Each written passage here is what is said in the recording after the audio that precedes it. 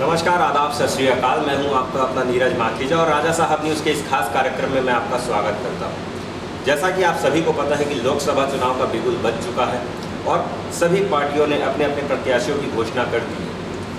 बिलासपुर से इस बार युवा और तेज तर्रार विधायक देवेंद्र यादव को कांग्रेस ने अपना प्रत्याशी बनाया है। देवेंद्र जी, मैं आपका स्वागत करता हूँ अपने इस चैनल के खास कार्यक्रम में। जी नमस्कार। देवेंद्र जी, बताएंगे अपने राजनीतिक करियर के बारे में, कैसे सामान्य घर का लड़का राजनीति में आया और आज हर जगह किला फतेह कर रहा है। देखिए, ऐसा है कि राजनीति में आना है ये तो कोई प्लान नहीं था। मैं तो कॉलेज में था और स्टूडेंट इश्यूज को लेकर हम लोग यूनिवर्सिटी में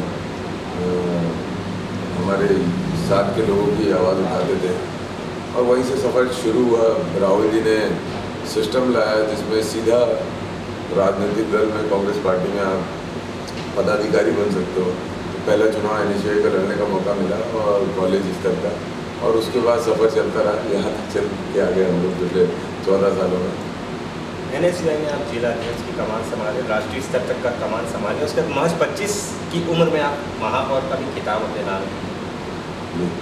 देखिए, अब मैं तो ये कहूँगा इस सब बातों को कि परिस्थितियाँ हैं, परिस्थितियाँ आपको मौका देती है और आपको तो अपना काम करते रहना है। परिस्थितियाँ अपने आप आपको आगे ले जाती है। मैं ये बात कहूँगा कि जब मैं एनएसयूआई के प्रदेश अध्यक्ष का चुनाव लड़ा तो उस समय हमारा जो संगठन में छात्र राजनीति में काफ़ी वैक्यूम था। उस वैक्यूम का लाभ मिलते हुए हम लोगों को काम करने का मौका मिला। भिलाई में भी ये था कि काफ़ी लंबे समय से लीडरशिप चेंज नहीं हुई थी, तो भिलाई की जनता ने बहुत स्नेह और विश्वास कर मुझे युवा अवस्था में देश का सबसे युवा महापौर बनाया और ऐसे ही सफ़र चलता रहा। आप लोगों की उम्मीद अगर बनते हो तो उन उम्मीदों का अगर आप सम्मान रखोगे तो जनता आपको निरंतरता से आगे बढ़ाती रहेगी। महापौर बने, 2 बार विधायक बने, भाजपा के कद्दावर मंत्री को आपने परास्त किया, अब सांसद की रेस में अपना क्षेत्र छोड़कर आप यहाँ कैसे कमाल करेंगे? देखिए, ऐसा है कि मैं रहने वाला वैशाली नगर का हूँ, मतलब मेरा पैतृक घर। तो भिलाई से विधानसभा चुनाव का लड़ने का मौका मिला।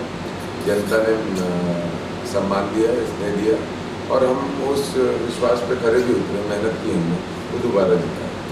बिलासपुर पार्टी ने भेजा है, यहाँ के लोगों ने बहुत स्नेह प्यार दिया और सबने स्वीकारा। अब बिलासपुर के लिए क्योंकि मैंने पहले ही कहा कि ये मेरी कर्म भूमि, वो मेरी मातृभूमि है, मेरी कर्म भूमि। तो कर्म भूमि है तो यहाँ पर जो मुझे लकीर खींचनी है काम के माध्यम से, वो मेरी प्राथमिकता है और वही मेरी ज़िंदगी है। देवेंद्र, क्या प्राथमिकताएं होंगी बिलासपुर को लेकर? देखिए, बिलासपुर की बात कहें तो बिलासपुर को तो बहुत सारे मायनों में, बहुत सारी चीज़ों में हमें आगे बढ़ाने के लिए काम करना है। अब आप देखें तो पहले तो शून्यता है, राजनीतिक शून्यता है यहाँ पर। सांसद जो बन के जा रहे हैं वो दिल्ली में ना आवाज़ बन रहे हैं, ना यहाँ के लोगों के साथ उनका जनसंपर्क या संवाद है। तो बिलासपुर रिप्रेजेंट ही नहीं हो रहा है लोकसभा के पटल में। उसका रिप्रेजेंटेशन करना है, उसकी बातें कहनी है। और बिलासपुर एक ऐसा जगह जहाँ जो क्रांतिकारी विचारों के लोगों का है, संस्कारधानी कहा जाता है, न्यायधानी कहा जाता है। बिलासपुर के लोग अपनी आवाज़ अपने विषय के लिए खुद रखते हैं और अपने विषय को काम कराते हैं और उसमें कोई दल नहीं, पूरी जनता एक साथ जुड़ जाती है। तो ये इस भाव का शहर है। मुझे लगता है यहाँ पर इंफ्रास्ट्रक्चर डेवलपमेंट के हिसाब से, भले वो हेल्थ सेक्टर हो, भले एजुकेशन सेक्टर हो, भले हम इंडस्ट्रियलाइजेशन की बात करें, भले हम आईटी सेक्टर की बात करें, सभी चीज़ों में कमियां हैं। हम सभी विषयों पर हमको काम करना है। और सबसे एक बहुत बड़ी विषय है पलायन। यहाँ के लोग बड़े लेवल पे पलायन करके अपनी रोजी रोटी के लिए बाहर गए हैं। तो ये सारी चीज़ों पर हमको काम करना है। 5 साल कांग्रेस की सरकार, इस बार भी जैसा माहौल दिख रहा था, ऐसा लग रहा था कि कांग्रेस की सरकार रिपीट होगी, पर हो नहीं पाई। क्या वजह मानती है इसमें? देखिए, जनता जनार्दन, जनता सब समझती है और 10 साल मोदी सरकार को हो गया है। पिछले 10 साल में 10 साल की इनकम्बेंसी है 10 साल में जो वादा खिलाफी हुई है, महंगाई, बेरोजगारी, ये सारे जो प्रमुख विषय हैं, इसको लेकर जनता में आक्रोश है। मुझे लगता है 10 साल का जवाब जनता मांगेगी। और बिलासपुर में तो भाई 3 दशक हो गए बीजेपी का सांसद लगातार जीतते हुए, तो अवसर इस बार मिलेगा। बिलासपुर से लगातार देखा भी गया है कि सुखदेव जी के बाद पुन्नूलाल मोले पर लखनलाल साहू, फिर अब तोखन साहू मैदान पे है। कैसे भिड़ेंगे और जनता क्या प्रतिक्रिया दे रही है आपको? अभी आप लगातार जनसंपर्क में हैं। देखिए, जनता ने ही इनको बनाया था, जनता ने ही इनको मौका दिया था, लेकिन ये अहंकार में आ गए हैं। और अहंकार तो रावण का भी नहीं चले, तो भारतीय जनता पार्टी का कहाँ चलेगा? जनता ही इनको गिराएगी। देश और प्रदेश दोनों में भाजपा की सरकार है। लोकसभा, विधानसभा, जो आपकी लोकसभा सीट है बिलासपुर, इसमें भी 8 में से 6 विधानसभाओं में भाजपा का कब्जा है। कैसे लड़ेंगे इसमें?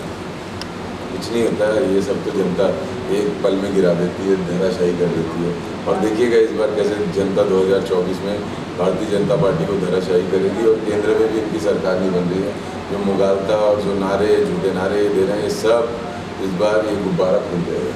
लगातार कांग्रेस में भीतरघात की शिकायतें रहती हैं, हर बार प्रत्याशी के साथ भीतरघात होता है। इस बार भी लगातार आपके आने के पश्चात से विरोध चल रहा है, जो कि कल भी विष्णु यादव ने भी फॉर्म किया है कि मैं भी चुनाव लड़ूंगा। ऐसे में कैसे निपटेंगे आप भीतरघातियों से? कुछ नहीं होता, ऐसा कोई बहुत बड़ी बात नहीं है। राजनीति इसमें सब चलता है। विधायक रहे, सांसद रहे, और अब आप अपनी जीत को लेकर के कितने आश्वस्त हैं सांसद की सीट बिलासपुर लोकसभा को लेकर? जनता चाहती है कि मजबूती से उनके विषय को कोई लोकसभा संसद में रख सके।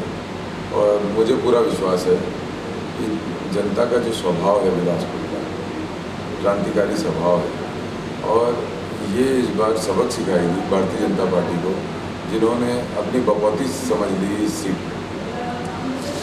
एक महत्वपूर्ण और आखिरी सवाल आपसे पूछूंगा, राजनीतिक पार्टी के उम्मीदवार होने के नाते आपको लोकसभा बिलासपुर से 20 लाख से अधिक मतदाताओं से क्या अपील करना चाहेंगे? क्या कमिटमेंट है आपका उनके प्रति?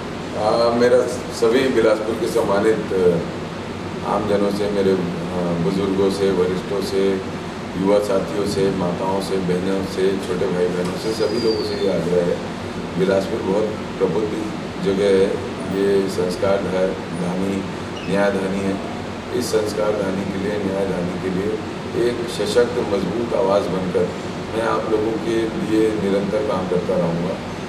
मैंने अपने जीवन में बिलासपुर को मेरी कर्मभूमि स्वीकारा है, माना है, और इस कर्मभूमि के लिए मेरा आगामी जीवन समर्पित रहेगा। मैं आप सबसे अनुरोध करता हूँ, इस बार चुनाव आप जो करें उसमें व्यक्ति और व्यक्तित्व को देखकर चुनाव करें। आप एक ऐसी व्यक्ति का चुनाव करें जो आने वाले समय में भी बिलासपुर को रिप्रेजेंट कर सके।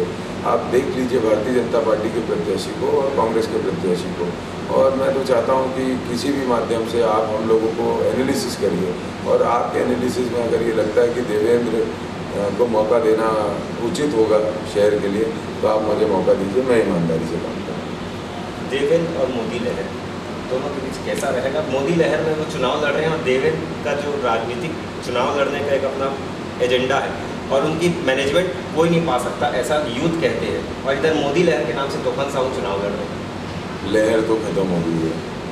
अब बिलासपुर में टोकन वर्सेस देवेंद्र है, और जनता को तय करना है, और जनता हमारे साथ खड़ी है। तो ये थे देवेंद्र यादव, कांग्रेस के जो बिलासपुर से लोकसभा से प्रत्याशी हैं। और आगे भी हम आपको और भी लोगों से बातचीत करेंगे जो लोकसभा चुनाव को लेकर के उनकी राय जानेंगे। तब तक के लिए नमस्कार।